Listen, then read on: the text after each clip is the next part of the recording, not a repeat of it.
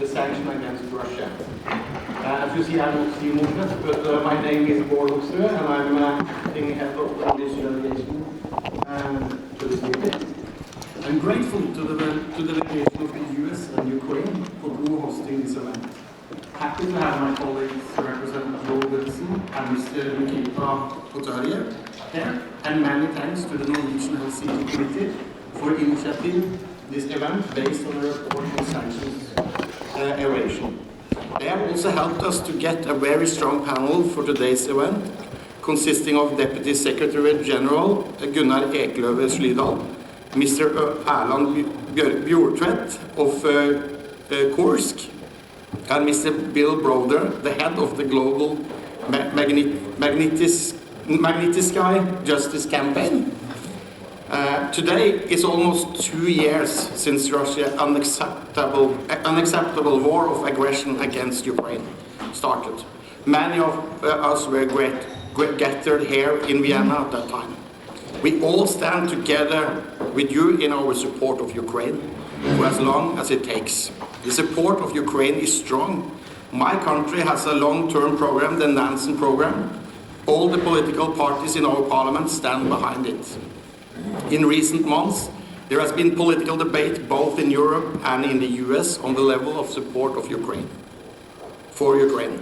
As MPs, we need to look broadly at all the ways in which we can affect the Russian war machinery, because Ukraine must win this war. The EU sanctions regime is a powerful tool, and my country is also part of those sanctions. It is critical that the sanctions are effective. They are the best way to stop the flow of income that the Russian state needs to finance the war. Research has shown that the sanctions regime has an impact on the Russian economy and is hampering its war efforts. But at the same time, the report suggests that Russia can still import many war-critical goods. We must look for ways to put an end to this practice. The report will be presented in detail here today by Kursk and the Norwegian Helsinki Committee. I look forward to hearing more about it. As MPs, as lawmakers, we can make a difference in our countries. We can ask questions about how the export control regimes works and how much information our business have on where products end up. One of the findings suggests that the Belarus sanctions will be stepped up to prevent the country from being a channel for certain goods to Russia. For me, as a member of our parliamentary supporter group for a democratic Belarus, I hope we can learn more about that today also. I would like to invite you to an open debate where we can all learn from each other. And I will now like to give the floor to Representative Wilson. I look forward to hearing what you all have to say today. Thank you. Ladies and gentlemen and friends of democracy, it's so appropriate to be here with Norway. It was Norway that helped inspire their neighbors with Finland and Sweden to join NATO. How incredible. And you're a positive example of what NATO is. It's a defensive organization for peace and security, not offensive in any way. And so I want to give Norway so much credit. And my visits to Norway, I just have treasured. But again, to bring your next door neighbor, Sweden, with its industrial capabilities, to bring the brave people of Finland, who were so courageous in the Winter War of 1939, and then to bring along 830-mile border to extend the border with Norway already with the Russian Federation another 830 miles as a message to Mr. Putin that there are people next door. And then a final point on that, the defense for the people of the Baltic republics. How incredible to have their neighbors that are so important, and so for Estonia, Latvia, and Lithuania, that America is so grateful. Beginning in 1940, we never recognized the Soviet occupation, that they were always independent countries, and now their security, from my perspective, has never been greater. And I want to thank you for joining today. The topic of export controls on Russia is of huge importance. In fact, with the February 16th assassination of Alexei Navalny, it's never been more important that the world respond to the assassination. And I'm very grateful the newspaper that's not very friendly to me is the New York Times. And front page of the New York Times today is a front page article, actually op-ed, calling for the strongest response possible, and it's bipartisan. Republicans and Democrats want our president to act responsibly and quickly and firmly and effectively. And so it is bipartisan that we're calling and working not against but with the president to come up with the best to certainly respond to the assassination of Navalny. Successful export controls could have blocked the Russian resupply and ensured its military could not continue its murder in Ukraine. Sadly, this hadn't happened. Our export controls have been full of holes, enabling Russia and Putin to get ahead of the technology and parts it needs to continue waging its war. We now need to look carefully at where we went wrong, and plug the gaps that allowed avoidance and evasion of export controls. And personally, I really want to look ahead, not back, because we've just got to act together in a bipartisan manner.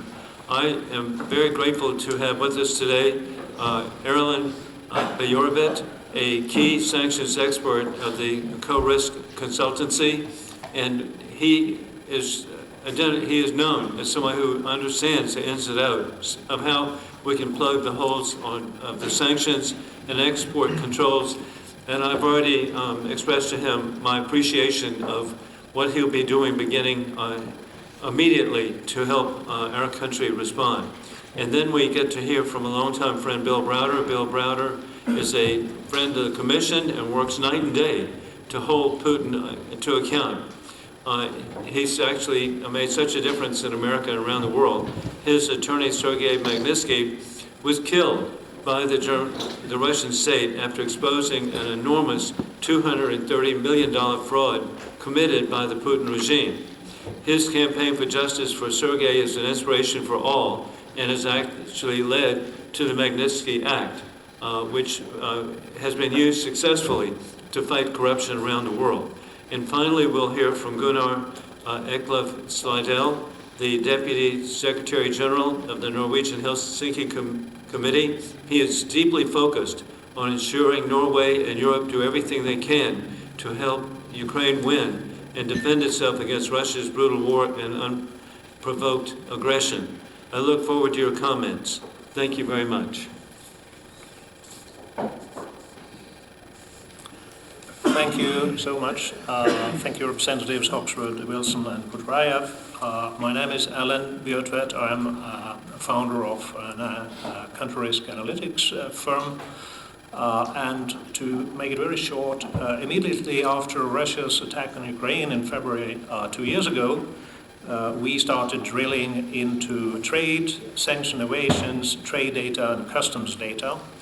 And over the last year, we've been so lucky to supply analysis, data, information to government of Germany, government of the United States, government of Finland, Poland, and several others.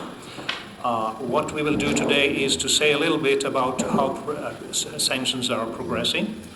This will be basically the same presentation we did for the G7 Plus meeting in Poland in January, together with Kyiv School of Economics colleagues there. To put it very briefly, we will focus on sanctions of commodities.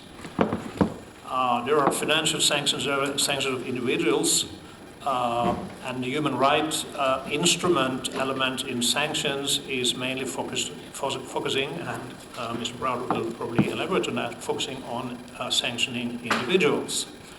But what we will focus on here today, in accordance with our research, is how have sanctions of commodity progressed, and to which degree have the sanctioning alliance succeeded in preventing Russia from getting supplies of war critical goods and technologies. So put it very briefly, The sanctions of commodities have worked partly, but not very well. To put it just kind of as in a headline summary. You have probably seen in the media reports of how goods are getting through the borders, supplies are ending up in Russia. You will even probably have seen media reports of how well the Russian economy is doing. I will modify this picture quite a bit, try to be brief. But in general terms, so what happened in 2022, the US enacted quite harsh sanctions, commodity sanctions. The EU followed suit quite reluctantly, and it's only from about April, July 2023, so only about last half year, that Europe has sanctioned really kind of large kind of breadth of the critical goods. So what happened immediately after Russia's illegal attack on the Ukraine, Western exports to Ukraine plummeted. They were more than halved. So it went from 8 billion euros per month to less than 4 billion euros per month. So they were more than cut in half. But then started to climb again, and what happened is that Western companies started quite rapidly from May 22 and all up until December 22. Western companies started to export sanctioned goods to Russia via third countries. So what does this mean? So basically, we have issued a report which you can assess here at the Helsinki Committee, laying out the details. But what this means is that goods produced in Europe and the US are ending up in Russia, but formerly being exported and even so-called parallel exported by companies registered in countries like Kazakhstan, Turkey, Belarus, Uzbekistan, Kyrgyzstan, etc., etc. Basically, third countries. However, the goods so this has to do with compliance, companies' compliance. However, the goods that goes, let's say, goes from central kind of EU territory, it ends up in Russia, is being exported via a middleman trader registered in Kazakhstan. As a very typical example, the goods are never in Kazakhstan. They are never there. So what happened? The goods go more or less directly from EU territory into Russia. It could be absolutely directly, and this happens massively. I repeat, massively. The sanctioned goods can go by lorry, by truck, directly from EU territory to Russia. This is very widespread. We have revealed this together with Deutsche Welle and German TV station Arte. That was released 2 days ago. We have worked with Finnish TV station Yle, German newspapers Der Spiegel, Frankfurt Allgemeine, and we have revealed so many cases. And we can also show this with the help of customs data. We can show this also in the macro, actually how big that circumvention or that kind of evasion of sanctions is. So basically, Western countries, since Russia's attack, have sold goods to Russia via third countries worth 30 billion euros, or $31 billion. And this has been mainly via intermediaries in some specific third countries. However, the goods move from the EU eastwards to Russia, and to a very high degree either via, needless to say, you can look at the map, via Finland and the Baltic states, to say it very blunt, because they have to kind of go somewhere. They have to do mostly rolling by road. But we estimate that the big chunk of sanctioned goods that goes by road to Russia goes actually via Belarus. And this is a very peculiar challenge and situation because The sanctions of exports of war critical and other goods to Russia are not the same as the sanction of commodities exporting to Belarus. So there are 3,500 goods that you cannot sell to Russia, but 3,000 of them you can legally sell to Belarus. So this means that about kind of 4 out of 5, something like that, goods that you cannot sell to Russia, you can legally sell it to Belarus. And that doesn't really need very much more explanation when it comes to why goods, trucks and lorries roll via Belarus to central areas of Russia, because you have these, what we call the Belarus gap. And this is a question of legislation, of regulation. So this is a first kind of recommendation, which is both from the expert side and from the Helsinki Committee. We had to close this Belarus gap. And we see that there are several governments taking initiatives, and I think this is important. So of the $30 billion or 30 billion euro sanction goods that have ended up in Russia via third countries, we estimate that maybe as much as 1/3 of that, $10 billion or euros of sanctioned goods, Western goods entered Russia via Belarus. Those were the bad news. And just to make sure, I think there is hardly any representative here who represents a country which is not part of the evasion scheme, because everyone are. And there are even companies whose sanctioned goods end up in Russia, even from small countries like Malta, Cyprus, Iceland, etc. So we are all kind of into an obligation, a liability to find solutions and to plug the holes, so to say, in the sanctions.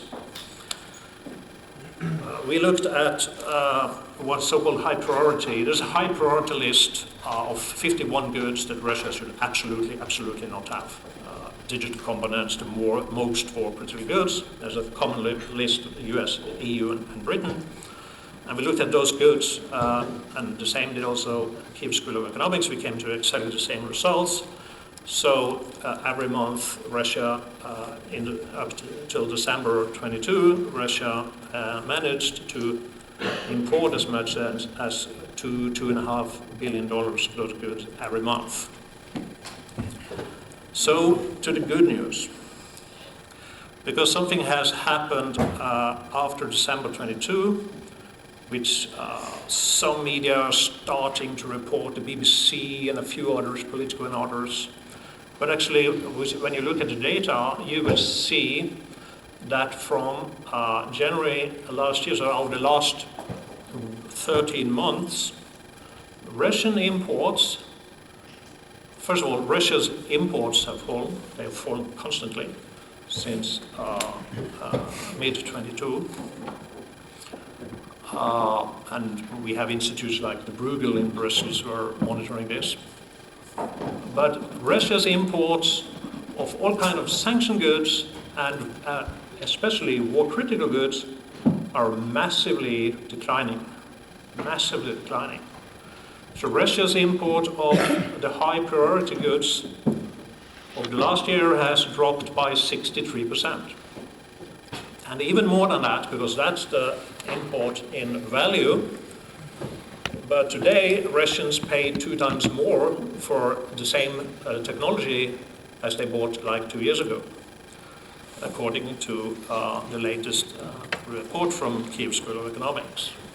So why is it that Russia suddenly imports much less of all the things they need for the war? It's not because of the success of the commodity sanctions, because we can see that goods that are still getting through, they're getting from China and elsewhere. No, it's basically, the only explanation we can find is that they don't have the money. For many reasons. First, Russia's exports is declining every month. That's been a steady long-term development. But other thing is that when Russia exports, that they are relatively receiving less dollars and euros for that exports and more yuans and rubles. So this is a new dimension to it. What we did was we studied all of Russia's exports in 2021 and 2023, and we studied like 30,000 trades, and we saw what kind of currency did Russia get for the exports. So what we saw actually was that in 2021 they got a lot of dollars and euros, whereas in the fourth quarter, same quarter 2023, the latest quarter just before Christmas, latest Christmas, so from October to December, they also got quite a lot of dollars and euros, but they got more and more rubles and yuans. And that means that their stock of foreign exchange of hard currency is being depleted. So what we also saw that when Russia imports war tech, for example, high priority goods, they have to pay quite a lot of them in dollars and euros. The sad thing about this, and the challenge to many around this table, is that who is it that pays Russia in hard currency? Who is it that pays Russia in dollars and euros? That is clearly the Western countries themselves. So what we do actually, that we supply Russia with dollars and euros. We pay that for the petrol and diesel, for the raw oil to the degree that we import that. That's only Bulgaria left to import. But for the fertilizer and for the wheat and partly also quite a big degree for the sunflower oil and many other items. So more than countries in the global south, European and US importers pay for Russian goods in dollars and euros, whereas from the global south, Russia receives much more yuans and rubles and other things. And this has to do about Russia being pushed into a parallel currency universe. But the political issue about this is also, why do we as Western countries keep supplying the Russian businesses and the central bank with hard currency that they need for purchasing high-tech and war-tech that is partly also produced in the West? We don't have much time. We could kind of go into details until tomorrow if necessary, but very briefly, the issues or the most fundamental challenges at hand. So the financial sanctions are working quite a lot, and this has so the decline in Russia's ability to buy, the decline in Russia's ability to pay, the decline in Russia's exports, all of this has to do with a combination of the energy exports and the financial exports. And the financial exports, we can see this in data, they are kicking in very hard. And this effect spills over so that Russia is less able to buy the commodities, but it's probably not the commodity sanctions in themselves that are working. But the financial sanctions are spilling over and making the commodity, the aims in the commodity sphere to work, so to say. What is needed? I mean, challenges, when we, from the research, we see some things that are quite paramount. We see there's poor border control. We know that there is poor border control, especially towards Belarus. We have the Belarus gap, which needs to be plugged, so basically we need to have the same sanctions of Russia and Belarus. And we should really see more use of secondary sanctions from the EU, such as the US and Britain are applying. There is very important work going on in the EU to try to harmonize sanction laws. When it comes to sanction laws, this is a field of study in itself. We have started studying that. There seems to be some countries that have some challenges with their legislative frameworks and maybe need to strengthen and renew those. But first of all, we would also like to see some prosecutions. There have been very, very few prosecutions over sanction laws. sorry, for example, in Great Britain, a company hasn't been prosecuted since 2011 on sanction laws. Denmark has sentenced a few companies, but all over, in this latest round after Russia's illegal attack, there have been hardly any. So that, I think, sums up.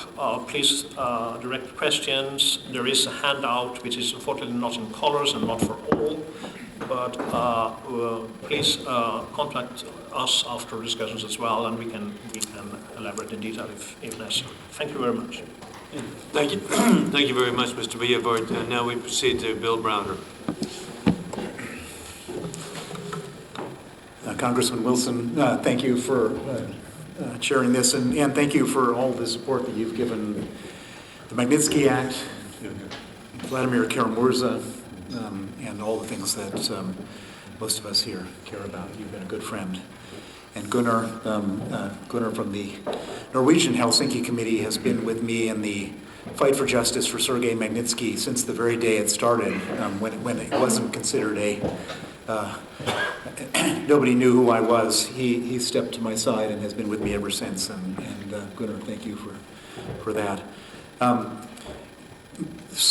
Those of you who don't know me, I guess the reason you would know me is that I'm behind the Magnitsky Act. The Magnitsky Act is a piece of legislation that was named after Sergei Magnitsky, who was my Russian lawyer, who uncovered a $230 million corruption scheme, exposed it. And I should say the corruption scheme, one of the beneficiaries was Vladimir Putin. He exposed it and was subsequently arrested, tortured for 358 days, and killed on November 16th, 2009. And after his death, I decided to try to find justice for Sergei. And one of the first places I actually came to find justice was in 2000. He was killed in 2009, and I came here to Vienna, to the OSCE, to this exact meeting, at this exact time of year, so it was February. I didn't know anybody, and I tried to host a side event on sanctions, and 4 people showed up. And so the fact that this room is entirely full tells you a lot about the world, a lot about sanctions, a lot about Putin, and everything.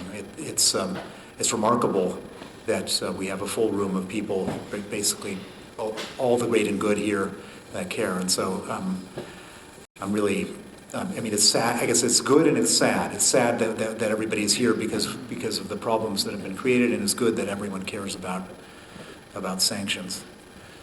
So my original idea when I was telling everybody about sanctions was individual sanctions. Go after the individuals who commit the atrocities, who are the kleptocrats, and that will be a very strong deterrent for people to do further atrocities and kleptocracy. And I think that it does work it has worked and it does work to a certain extent, but it certainly wasn't applied uniformly and robustly against Putin and his regime in the subsequent years after the Magnitsky Act was passed in the United States and various other countries. There was a whole culture of appeasement. We needed to do business with Russia. We need to buy their gas. The British wanted to have their oligarchs buy real estate. People didn't want to rock the boat. And as a result, Putin committed other atrocities. He annexed Crimea, invaded eastern Ukraine, carpet bombed Syria, organized assassination squads in Salisbury and against Litvinenko, cheated in the Olympics. And every time he did something terrible, nobody really wanted to react because everyone wanted to do business, be friends, etc.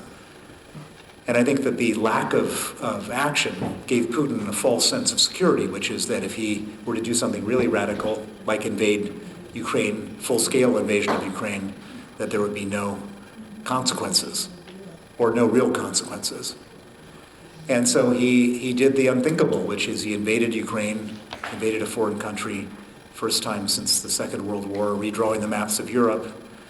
And all of a sudden, we had to really do sanctions.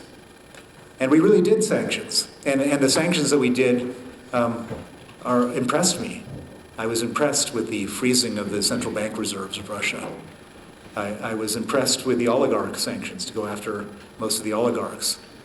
I was impressed with the sanctions on SWIFT, and I was impressed with the cutting off of Russian banks and the Russian government from the international capital markets.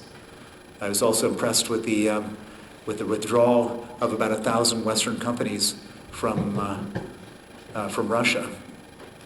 But here we are, and this has been really overwhelming and impressive and damaging. But here we are, 2 years into it, and Putin's still going strong. I wouldn't say his economy is good, although he would say that. He wants to put on a brave face. He says, everything is fine, don't worry. In fact, his message to us is the sanctions aren't working, therefore, you know what, you might as well not have them. That's his message. The sanctions are working. They're causing all sorts of pain and strife for these people. But there are two elephants in the room. My colleague here just spoke about one of the elephants, which is the sanctions evasion. And the second elephant is oil. I was just reading an article a few minutes ago about the cost of the missiles, just today, the missiles that were fired on Ukraine. And they calculated that the missiles fired on Ukraine today cost $437 million, which is a lot of money. Well, it is a lot of money, but it's the same exact amount of money that Russia earns in oil exports today, just today. So just today, they earned enough money to pay for the $437 million in missiles. And the problem is that every day they earn $437 million. And as long as they can continue to sell oil, they can continue to earn $437 million a day, and they can continue to buy missiles and pay for their military and run a war economy. And so here we are in this terrible situation where we wanted to cut Russia off, sanction them, and stop them from doing this war, but we've missed one of the key things that allows them to do this war. And they will be able to continue to fight this war into perpetuity as long as they can continue to sell oil outside of their country. And so we have this unbelievably perverse situation where we, and I say we collectively because it's not just us, but the Indians and the Chinese and various other people, are sending all this money to Russia to buy weapons to kill Ukrainians. And then we, in this room, are then sending money to the Ukrainians to fight off the Russians. And we're also getting tired of sending the money to the Ukrainians to fight off the Russians. And so something's got to give. And what's giving right now is us sending the money to the Ukrainians to fight off the Russians.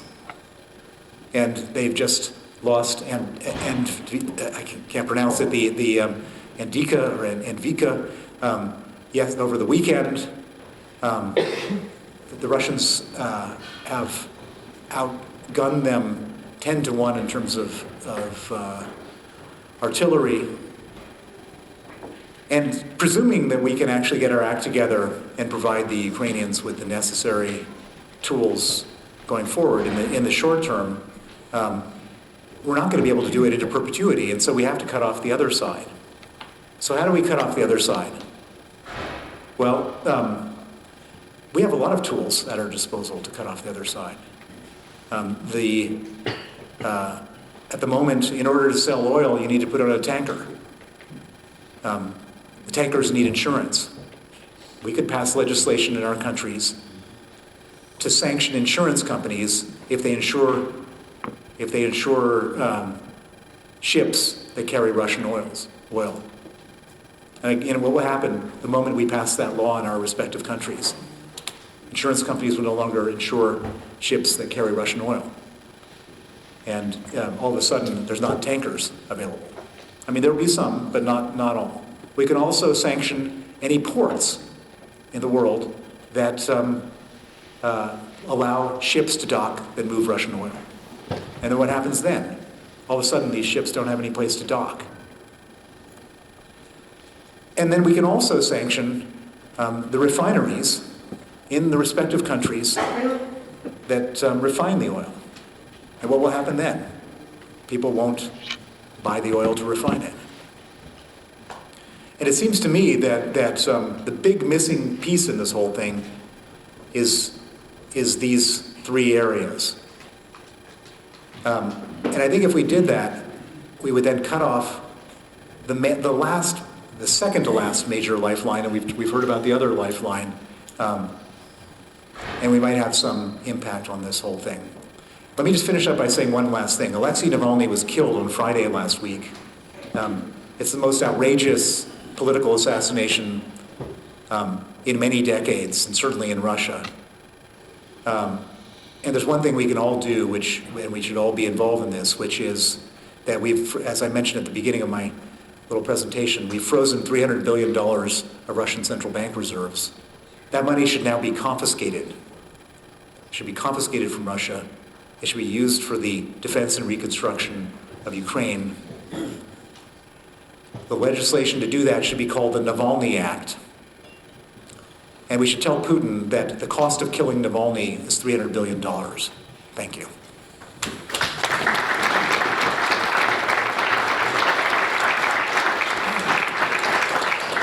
Bill, thank you very much, and now we're very grateful, Mr. Eklund. Thank you, and thank you for the nice words about Norway. Here, here. And Bill, for your nice words about the Norwegian Helsinki Committee. Microphones. We need to turn them on. No, I'm good. So thank you for nice words about Norway and for nice words about the Norwegian Helsinki Committee. I must say that starting to cooperate with Bill Browder was a very important step for us. We had not thought enough about how corruption and money influence human rights. So it was a steep learning curve, and I think we have learned a lesson that if you analyze human rights violations in many corrupt authoritarian states, you should find out where the money flows and how those whistleblowers are targeted, who expose abuse of official positions, etc. Another point I want to make, it's a little bit personal. The Norwegian Helsinki Committee has arranged side events since 2019 in the OSCE Parliamentary Assemblies. And during the first years, we almost did it together with Vladimir Kara-Murza. And if he had not been in a terrible Russian prison, if he had been a free man, he would have been here with us. I'm 100% sure. So I also want to recognize him and the great effort he had done to try to influence developments in Russia. And we must all fight that he can again become a free man. Maybe you wonder why human rights organizations are so focused on sanctions. Because here we are not talking only about targeted sanctions against individuals or entities that commit human rights abuses or grand corruption. These sanctions are unprecedented. They both target individual sanctions, and more than 1,900 Russian citizens are sanctioned by the US and the EU and other countries in the sanction coalition. But there is also, as we heard, massive financial sanctions and sanctions on commodities. And there are also measures addressing misinformation. So a lot of Russian media outlets are not permitted to air their propaganda in the EU. And additionally, there are a lot of measures to deter sanction circumvention. Is this really a human rights issue? We came to the conclusion that it is, because these sanctions are at the bottom imposed to defend international law and human rights and humanitarian law. So we can, I think, say with 100% certainty that we are not outside our, let's say, area of responsibility as a human rights group. We have heard a mixed tale about how well the sanctions are working. But we are not here to spread misery and pessimism. I think what we want you to get from this side event is that sanctions are a very important tool. It can work, and it can work better than it does today. That's the main point. And I will add a few recommendations that I hope you can bring with you home and maybe act on.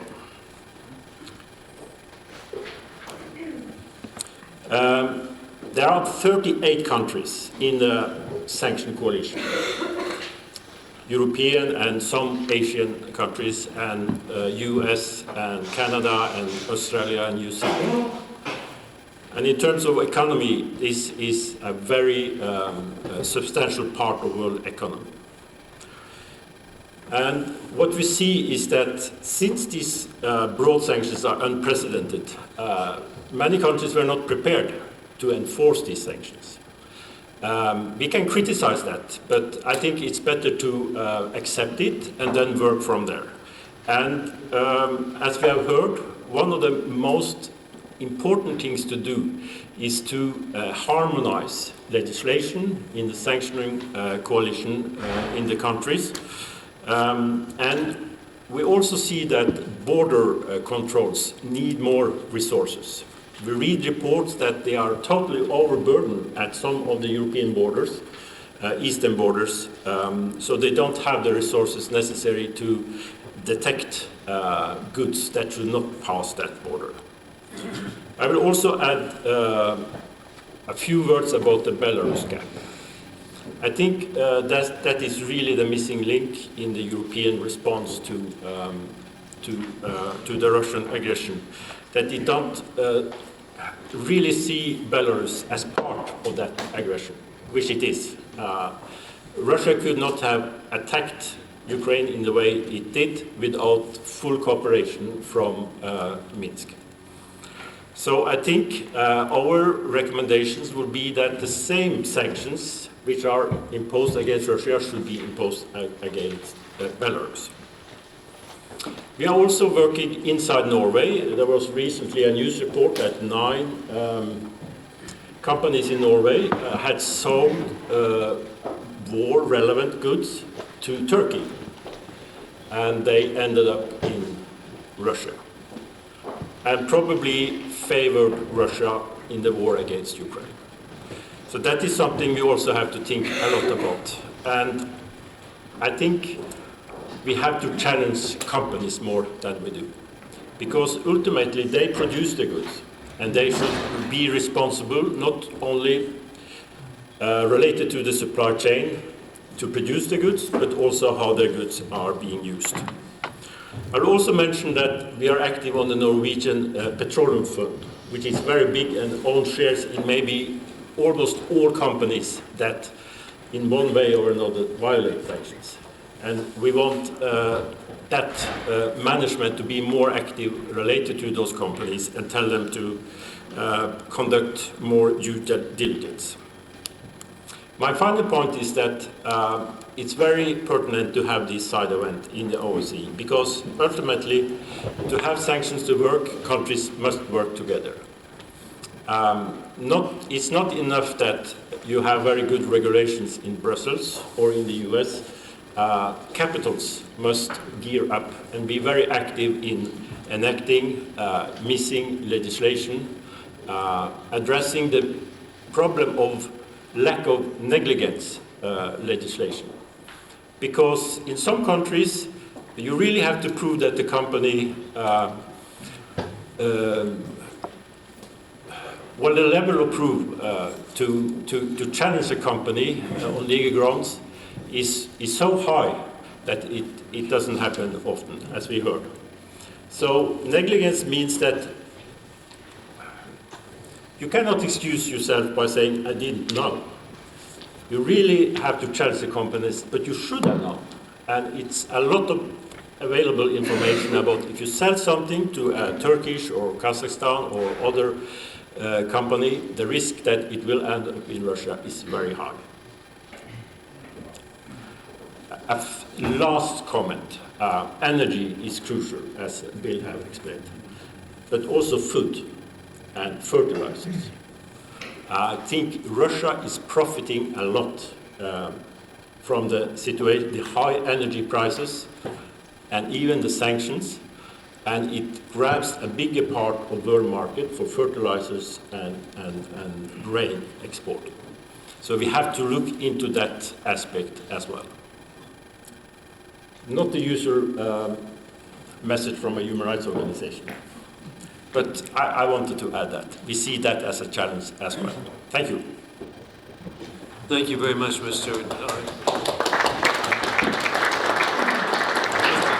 Eklund Slidell. Thank you so much. And hearing this, it really it concerns me so much. And I hope that looking ahead, that indeed input from everyone here, the thought of insurance on tankers, wow. That's real world.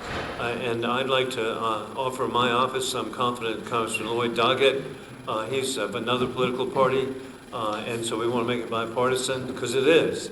And any offering of suggestions on sanctions or whatever can be done in every way that's been mentioned here. I know our offices, and I'm going to volunteer Congresswoman Victoria Sparks. She would be, I know, very grateful to receive information, and Congressman Dr. Andy Harris.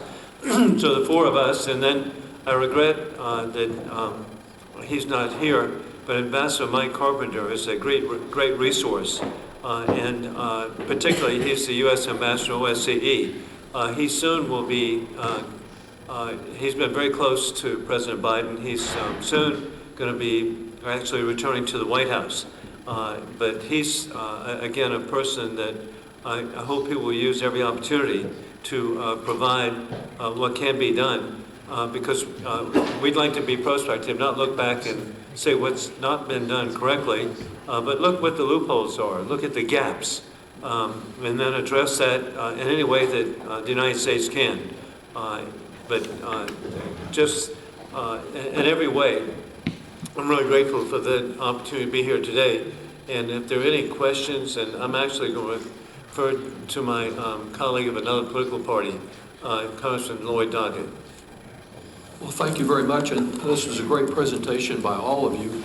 I believe there is a new report coming out today or tomorrow from a group called Global Witness, an NGO in the UK with whom Mr. Browder has worked in the past, that last year Putin earned 1.1 billion in euros in direct tax revenues just from the importation in Europe of refined products.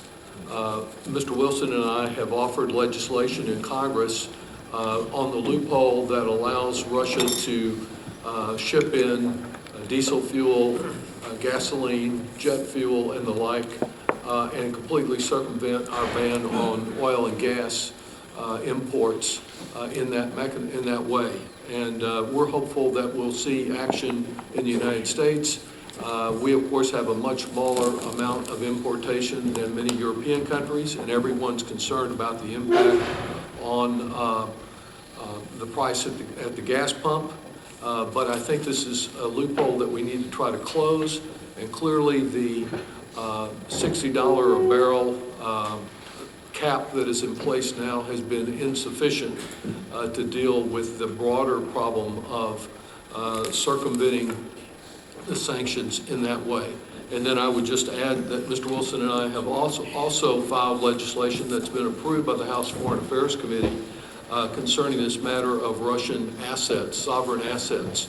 Our colleague Mike McCall, who's a Republican who chairs the House Foreign Affairs Committee, is a sponsor of something called the Repo Act, which could easily be renamed the Navalny Act, as you suggest.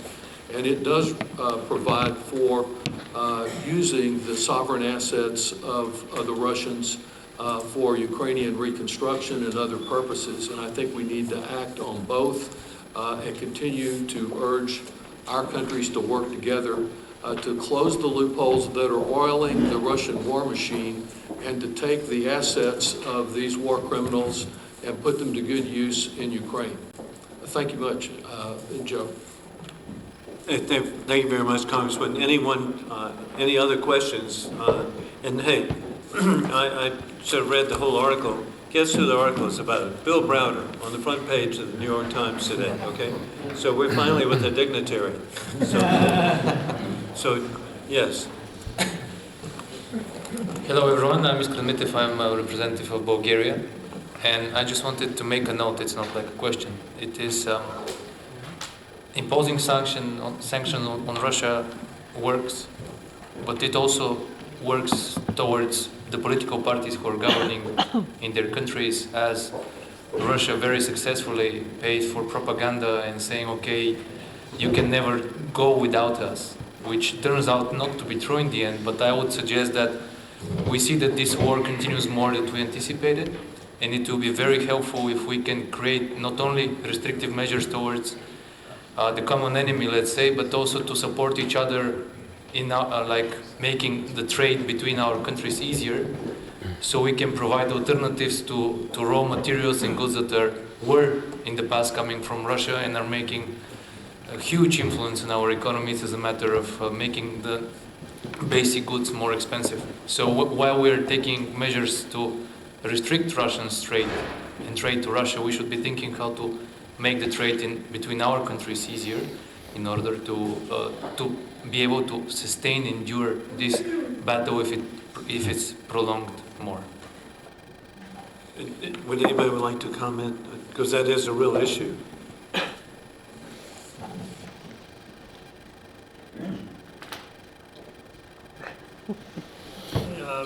I think you're perfectly right, and for Bulgaria, as you know, the only country in the EU who has been given permission to import oil, for example. First of all, there is oil in the world. Oil is floating. There are many holes in the oil sanctions. There is ship-to-ship loading in high seas, but also Russian actually exporting oil to Saudi Arabia and Emirates, whereas that oil then is water oils are re-exported to. But at the end of the day, as you said, we were told that we do without this Russian good and this Russian goods and gas and energy and all of it. But actually, when it shows up, we can actually do without it. Gunnar mentioned fertilizer. When Vietnam buys fertilizer from Russia, they pay in rubles. But when Europe buys fertilizer from Russia, they pay exclusively in euros and dollars. So one thing is, that's a political issue, not from me as an expert to tell you kind of what to do politically when reforms and plugging holes we can recommend. But when Europe actually buys things from Russia, we do it in the worst possible way. We do it with hard currency. Thank you very much. And under the category of smaller world, I'm looking forward tomorrow to hosting the ambassador from Bulgaria to the United States at a dinner with President Donald Trump. And then on Saturday, he will be an election observer in the presidential primary in South Carolina. So look for the ambassador on television. Yes. Peter Beam, I'm Senator, Chair of the Foreign Affairs and Trade Committee in the Canadian Senate. We've passed legislation to repurpose seized assets. We haven't moved forward yet because we're alone. And my question for Mr. Bjorkbet, I think, is that you mentioned in your remarks that you had briefed the G7. The G7 is under the Italian presidency right now. Do you get a sense that there is movement going forward on the repurposing of seized Russian assets? And do you think that the murder of Alexei Navalny is going to give that some more impetus? I think maybe my colleague Browder will be better situated to comment, because I'm an expert in the trade, and we are economists, and we are doing quite a lot of data and analysis. But I mean, these funds are basically in Belgium, right? and some of them in the United States as well. And this is up to the EU. I mean, the whole kind of issue here in the progress in the dynamics is in the EU, right? It's with countries like Belgium, France, Germany, etc. But I think others are more versed in that dynamics than I am. I can say a couple of things about that. So this was sort of an obvious thing to me right after the war started, that the frozen central bank reserves should be used for the defense and reconstruction of Ukraine. And when I first started talking about it, and I started traveling the world talking about it, I was met with a brick wall in most places. The idea that we would confiscate that money just seemed completely inappropriate from most governments. But no, I think most people sort of thought the war would be over quickly, and as the war has dragged on and as the financial strains have become more and more apparent, the chemistry and the optics of that decision have changed. And I can say in Britain, where I live, it's a complete 180-degree turn. I can remember previous foreign secretaries saying absolutely not. And the new foreign secretary, Lord Cameron, is now at every international conference saying that it's the right thing to do morally, politically, and financially. I can also say that the U.S. has changed its position.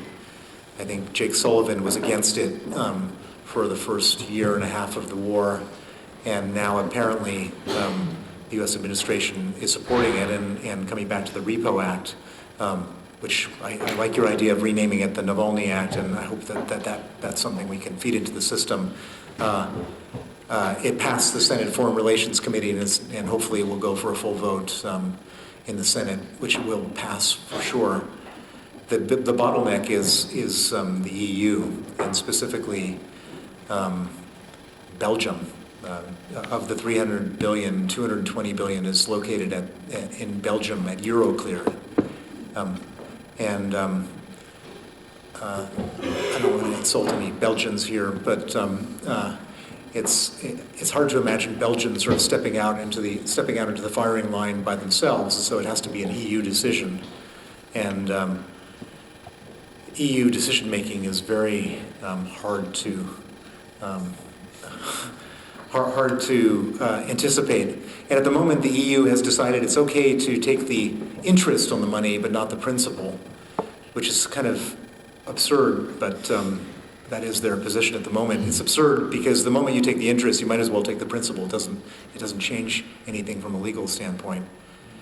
But my prediction is that the money will be ultimately confiscated because the economic realities will overtake any caution, bureaucratic caution. Thank you.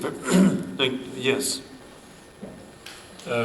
I think the use of the frozen assets for rebuilding and defending Ukraine is one of the key issues. Another one is to ensure that Putin and his entourage is prosecuted for the crime of aggression. When it comes to the first, one of the more optimistic articles I've read about it was that there is a Belgian proposal to use the frozen assets as a guarantee for providing loans to Ukraine, and that would bypass some of the legal hurdles. So then Russia could decide whether to pay compensation themselves or the assets will be used for it. That could be a way out. When it comes to the crime of aggression, all major Western countries and even international institutions have said that they want Putin and his government to be investigated and tried for the crime of aggression. But we don't hear much about progress in how that can be done. So that is also my challenge to you, to investigate how this can be done in your capitals. There are some legal problems, but as we say, at least in northern Norway, where I come from, if there is a will, we will find a way to do things. Thank you very much, Gunnar. It's fascinating as we discuss that you bring up the hundreds of billions of dollars held that in the tradition of Lend-Lease to use as a loan guarantee. I think I know a candidate for president who might find that interesting. Thank you. I'm Emin Hussein, a journalist living in exile. I'm originally from Azerbaijan. My question regarding future of Russian civil society. You're speaking about using these frozen assets for recovering Ukraine, which is absolutely fair. But without Russian civil society, which is significant numbers of Russian civil society activists right now living and operate from exile, without them, we never have a chance to change Russia. And it's like, why do you think it's fair to also use these frozen assets, like which is the central bank reserves and other frozen stolen assets, which is frozen by Western countries, for support Russian civil society, and especially anti-corruption groups like Alexei Navalny and others who expose this corruption, expose crime of the Putin regime? Because what I see as like a journalist and also operating from exile, Russian civil society, Belarusian civil society in exile, even in Azerbaijan, we have a serious lack of the funding. We're not able to operate without funds. And I think it's fair to use this part of the asset to support exile-based Russian civil society communities. What is your vision on this? I think it's a great idea. I really want to stick with addressing, it gets any more confusing to the American public. I believe I'm in an environment where we want to look at what's going on now and not look back and see what we can do, but keep the focus indeed on the murderous invasion and the efforts. And then, to me, when the people of Ukraine are successful, then there'll be other focus. But if we need to focus on one issue at a time, and not make it a pot of money that everybody would like to line up for. I've seen that occur too. If you please understand. I have a short remark. Look,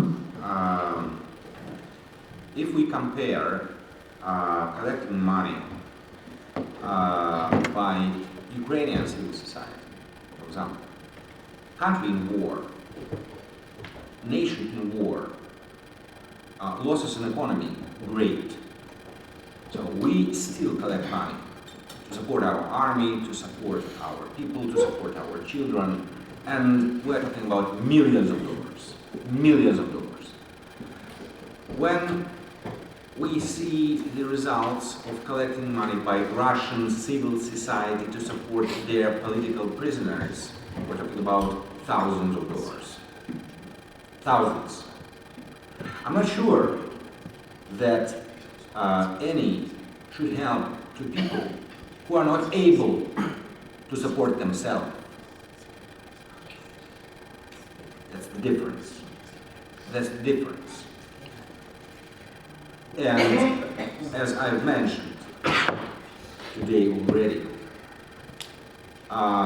we also would like to see Russian Federation free.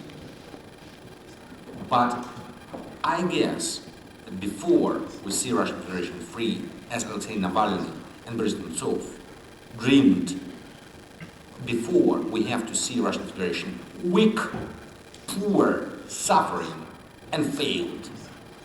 And only then, maybe, possibly, free. It's about using of Russian frozen assets. But of course, every fighter against tyrannic regimes should be supported. Every fighter. But let's always keep in mind the difference. Thank you, Makita. And we have time for one more question. Who, please? Peter Jorgensen from Denmark. It's not a question, it's a comment.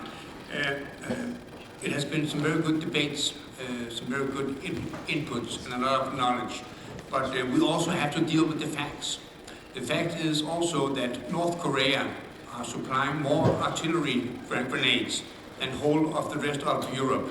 So in order to break Putin, in order to break Russia, we need to stop buying Russian goods, even though it's oil, gas, or fertilizer, and we need to support Ukraine, not only with money, but also with military equipment, because they need weapons, they need to get the upper hand in that war, otherwise the bill is going to grow enormously. It is my opinion that Ukraine is challenged very much. So it's a matter of months, and if we don't support Ukraine with all that we got, and we are going to invest, and it's going to be very expensive for our countries, but it is a task that must be solved. So all this academic talk is very good, but you need to support Ukraine now, and that is with guns and artillery and planes. Thank you.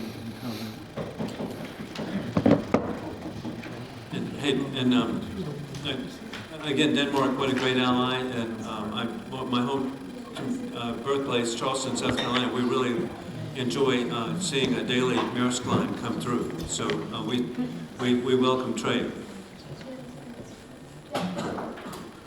Thank you very much, Federica Honore from the Italian delegation. Thank you to all the speakers. It was really an important topic that we are talking about today. Just a consideration I would like to share with you, like a concern perhaps, but saying, and I would be willing to hear also possible solutions that you might envision. So we touched upon very briefly on the fact that Putin, the Kremlin propaganda, is pushing very hard towards the narration that sanctions did not work and are not working.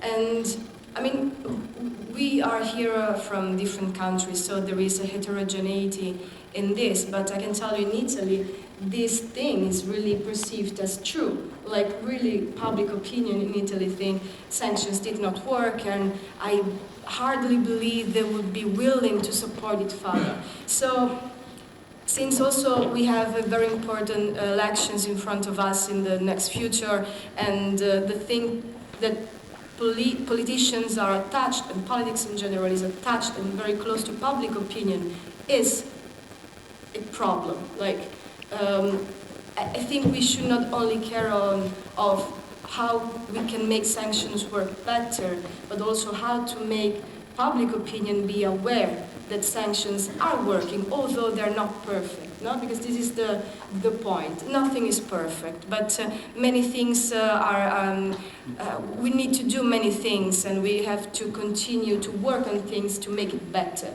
And how can we deal with this? How can we also, since there are journalists here, so in Italy you can read many titles on newspapers like sanctions did not work. So how can we tackle this problem in this dangerous thing? Thanks. Ironically, we have the expert right here, Bill Browder. He's front page New York Times today. So congratulations. So you're absolutely right that it's a communication problem as much as it's a structural problem. The sanctions are working, and part of the problem is that we're not just fighting a military war and an economic war, we're fighting an information war. It doesn't help that Elon Musk has decided to sort of tip the scales on behalf of Putin. It doesn't help that Tucker Carlson has spent 2 hours trying to whitewash Putin. It requires some, like the British government yesterday announced that they were going to sanction 6 members of the penal colony in northern Siberia for Navalny's murder. That was their headline. It was a joke. It was insulting. That's the response to the. But that wasn't their response. That was just the first thing that they did. And today, I'm just as we're sitting here, I'm reading that there's like the whole new, all-encompassing bells and whistles sanctions package. So, who is? who was making the decision about their communication strategy? And the trouble is that the people who work on sanctions, they're not the communicators. So they put this stuff out there, and it just dribbles out there. So a lot of times you don't even know who these people are, and you need to have just as strong a public relations strategy as you do an actual sanctions strategy to make this stuff work. And so I agree with you, and you're right. I mean, I'll just share a quick little story because this sort of says everything. When I was in 2015, I was advocating at the European Commission for the Magnitsky Act. This is long before the EU Magnitsky Act came into being, and the EU's policy is sanctions should change behavior. Sanctions shouldn't be a punishment; they should change behavior. And so I said, you really need to have a Magnitsky Act in the EU. And these people were saying, we're so worried about what's going to happen going forward because we put sanctions on Russia for the annexation of Crimea, and they haven't withdrawn from Crimea. And so we're thinking about, there's some people saying that we should withdraw sanctions. I literally had this conversation. And so, there's a lot of really stupid people out there, and there's a lot of misinformation. And so you're right, it's a communication issue as much as it's an actual sanctioning issue. Hey, and Bill Browder gets a prize of not exaggerating. As he was going through social media, he left out TikTok as we receive information from the Chinese Communist Party in Beijing. Okay, as we proceed, we'll be concluding now with Mikita Butarayev. And we're within 1 minute of being on schedule. Look, there were so many right things told about sanctions during our, I think, brilliant panel. So I thank you, all participants, and I thank you, American delegation, Norway delegation, our co-sponsors of this event, deep and clever, what is very important. But so I don't want to talk about sanctions. I would like to propose to look at sanctions through one magic crystal. The name of this magic crystal is victory. Victory. Because what is victory in war? Victory in every war is such a situation when your enemy has no ability to continue. Military ability, technological ability, financial ability, economical ability, possibly political ability. If you ask me, did it already happen? Yes. This is how First World War ended. Exactly because Germany occupied by 1918 all northern France and Belgium and Netherlands and reasonable part of former Russian Empire, including Ukraine. And what? They lost the war because they had no ability, technological, military, financial, economical, and political. We still hear that it's Ukraine should decide what victory is. No, I can't agree. We all have to decide what the victory is. Because yes, it's not open war against the United States or Norway, but every country, every bordering with the Russian Federation country is not in safe. Poland is not in safe. Baltic states are not in safe. Azerbaijan is not in safe. Georgia is not in safe. Georgia was the first victim. United States are not in safe because they all have common borders. Norway is not in safe.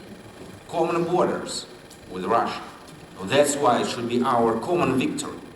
Such a situation when Russian Federation can't start any new aggression against any bordering state or all over the world, any place on our planet. So, and if we take this magic crystal, victory, and look through this magic crystal, on every aspect of this war, including sanctions, unfortunately, we will clearly see that there are a lot of things to be done ahead, because a lot of things are not enough. So, are we pessimistic because of it? No. No. Because if you understand that you have universal criteria, and if you understand that according to these universal criteria, a lot of things should be done, it means that you have a plan. That's it, colleagues. Thank you very much. Thank you.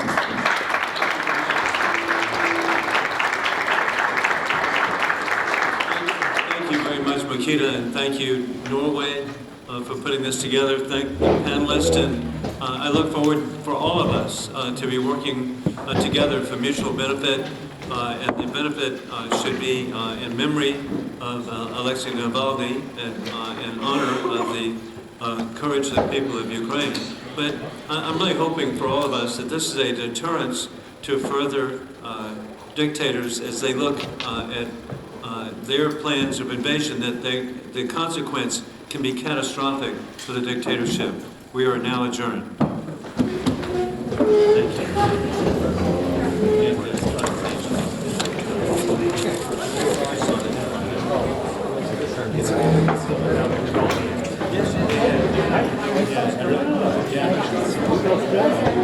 Mr. Brower, brilliant speech and a brilliant idea to one act